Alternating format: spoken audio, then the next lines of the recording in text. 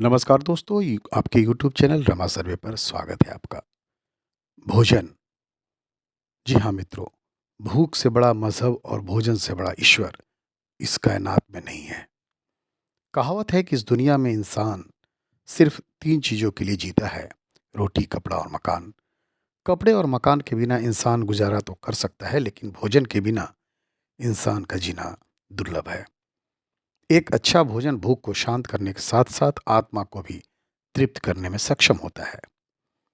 एक बार एक ऋषि ने सोचा कि लोग पाप धोने के लिए सभी लोग गंगा जाते हैं। ऐसे में सारे पाप गंगा में ही समा जाते होंगे। इस तरह तो गंगा भी पापी हो जाएगी। उस ऋषि ने यह जानने के लिए आखिर पाप जाता कहाँ है तपस्या की। तपस्या करने के फलस्वरूप देवगण प्रकट हुए। तब ऋषि ने उनसे पूछा कि गंगा में जो पाप धोया जाता है वह कहाँ जाता है। तब भगवान ने कहा कि चलो गंगा जी से ही पूछ लेते हैं इस बारे में। ऋषि और भगवान दोनों ने ही गंगा जी से पूछने के लिए आगे बढ़े। हे गंगे, सब लोग तुम्हारे यहाँ पाप धोते हैं, इसका मतलब क्या आप भी पापी हुई?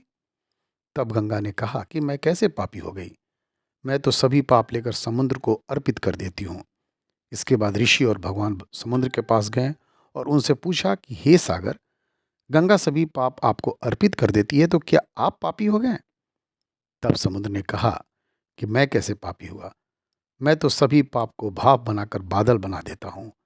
अब ऋषि और भगवान दोनों ही बादल के पास गए। उनसे पूछा कि हे बादल, समुद्र पापों को भाप बनाकर बादल बना देते हैं, तो क्या आप पापी हुए हैं? बादल ने कहा, मैं कैसे पापी हुआ? मैं तो सभी पाप को वापस पानी बना देता हूँ और धरती पर गिरा देता हूँ। इससे ही अन्न उपजता है, इसे ही मानव खाता है। उस अन्न में जो अन्न जिस मानसिक स्थिति से उगाया जाता है और जिस वृत्ति से प्राप्त किया जाता है और जिस मानसिक अवस्था में खाया जाता है, उसी के आधार पर मानव की मानसिकता बनती है। यही कारण है कि जैसा खाए मन वैसा बनता मन। जिस वृत्ति से अन्न प्राप्त किया जाता है और जिस मानसिक अवस्था में खाया जाता है, वैसा ही विचार मानव का बन जाता है। ऐसे में हमेशा आप भोजन शांत रहकर ही किया करें मित्रों। अन्न जिस धन से खरीदा जाए वह धन भी श्रम का होना चाहिए।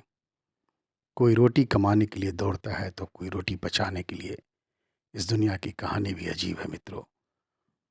और ईश्वर से प्रार्थना करता हूँ कि हे ईश्वर, यूँ रात में कोई सोया रोया न कर, यूँ रात में कोई रोया न कर, करिश्मा कर दे कोई भूखा न सोया कर।